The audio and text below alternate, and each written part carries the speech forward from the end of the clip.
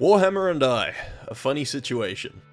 If you were to ask what I'm into faction-wise, the answer is yes, and yes can be applied to basically most sub-factions within both Fantasy and 40k, with only a few things such as the Primaris Aerospace Marines, and a few other specific armies not being my jam.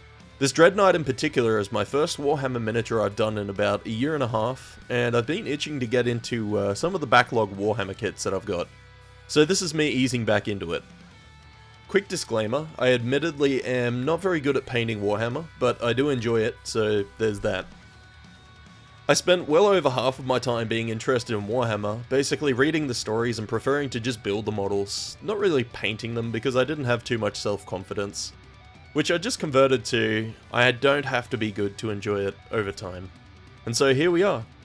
When it comes to the Space Marines in particular, be prepared to see a few different chapters, such as the Dark Angels, Blood Angels, Black Templars, Grey Knights, and Blood Ravens, and yes, I am a massive fan of the Dawn of War games. Specifically on the topic of this big boyo, I've never painted or tried to paint any of my Grey Knight minis, so this is just me having a bit of an experiment and setting the stage for the rest to come. But basically, I was messing with SMS Paints on some of my Zoids, and I kept a bit of a mental note of the different silvers. And I sort of started pocketing the outcomes and how they look, in how they might work with the Demon Hunters. Not one to start off with a small project, I settled on using the Dreadknight for my overall colouring ideas and the other troops that would come later. And I came to the conclusion that lead was perfect for the armour coating on basically all of the plates for their armour, while using steel for any mechanical or backing areas. And both of these would be over the top of a light gunmetal feathering upon the black undercoat. I like to go for more of a gritty dark look when I do my models in general, I guess. So I tried to focus more on what was frontally sitting in terms of details, and I left the background areas pretty untouched for the most part. And how I went about giving the dull, shadowy overtone to most of the model was by using a smoke pigment by AK Interactive, which was spread out with a pigment fixer and a little bit of a hint of a dirt pigment for certain areas of the cabling and hydraulic arms, and that sort of separated the metal from the armor pieces to help distinguish the different types of metals that would have been used.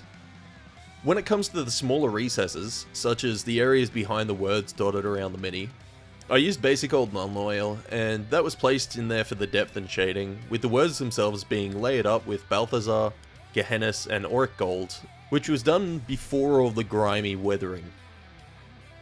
The books and banners were a basic scrag brown base with Iron Ratch skin, I think it's called, dotted with Abaddon black for the words, and yes, the words on the little banners weren't added, and I did have a couple of cracks at it, but, well, I just, for the life of me, I can't.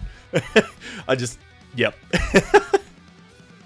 Anyhow, the burnt steel for the flamer was done with a dark copper by SMS, and then was peppered with jet black for the soot, as was the Gatling on the other arm, along with the exhausts on the top back area, which also had soot brushed around the top deck to keep the theme going. Base-wise, I do things a little bit odd, I guess. Basically, PVA glue was spread around the base itself, and extremely fine MDF particles, which I got from work out of one of the dust extractors, were pretty much heavily coated all over the PVA, and then I got a spray bottle with water, and basically sprayed it on top, and what that does is, because of the dry state of the MDF, it creates an underlayer with the water. So basically, you can shake off all of the excess water and MDF particles, and that leaves you with pretty much like a craggy looking, natural sandy rock bottom look. So that's sort of how I like to do my deserty things. But anyway, the best part about doing it this way is that the base will stay quite moist for a while, which it gives you enough time to add in, you know, little rock clumps and all the other bits and pieces, and you can then fit the mini to the base, which gives you the impression of weight because it sinks into the setting layers. Leaving it outside to dry for a bit more than half an hour, I then generously coated Seraphim Sapia around the majority of the base and moved it back outside for another half an hour to check and see if it was dry every now and then, before I went on to the next stage. Using Ammo's North Africa dust, a generous slathering was brushed all around the base and especially the walker's feet and parts of the legs. But to quickly backtrack, the little sticks are, well, they're just sticks. They just look like logs in this scale, but to make them pop a little bit more, I added just a couple of little tufts here and there, and settled on ringing the base with Morghast bone to finish it off. Keen-eyed folks might have spotted the pale colour shift on the blade, and this was very, very simple. Coating the sword with Super Silver by SMS, all I did was coat it with their colour shift Abyss. Not adding too much to make it overdone, but enough to give it that slight power shimmering look. And that's basically it, so I'll be back at the end.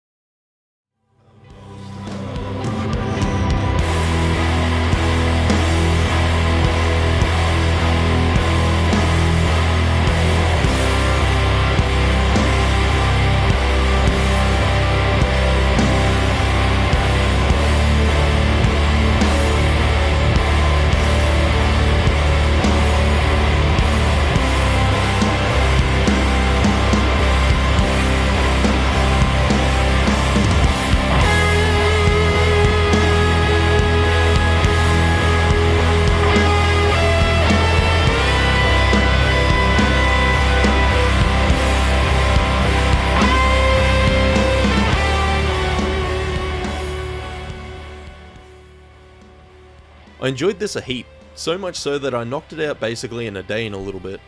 If you're a Warhammer fan, I will be doing more varying Hammer stuff as we go, but like you may see on my channel, I do things at random, and what I feel like doing the most is what I do. It's kind of how I keep the wheels on my hobby bus going around. Anyhow, I hope you enjoyed that as much as I did doing it. Until the next one, take it easy.